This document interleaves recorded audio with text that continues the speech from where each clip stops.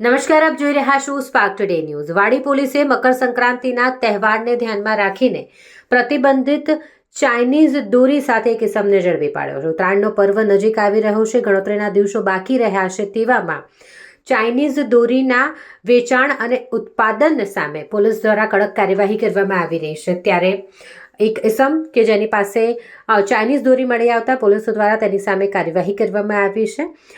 જાણકારી મુજબ પેટ્રોલિંગમાં હતી પોલીસની ટીમ આ દરમિયાન ચિત્તેખાનની ગલી ખાતે આવતા તેઓને માહિતી મળી હતી કે કુરેશ હોલના નાકા પાસે તનવીર અહેમદ અબ્દુલ અઝીઝ કાગદીવાલા નામનો વ્યક્તિ જે સોમા તળાવ વોડાના મકાન ખાતે રહે છે, વોરા શોરૂમની સામે, જેણે ખાખી કલરના ખોખામાં ચાઇનીઝ રીલો રાખેલી છે।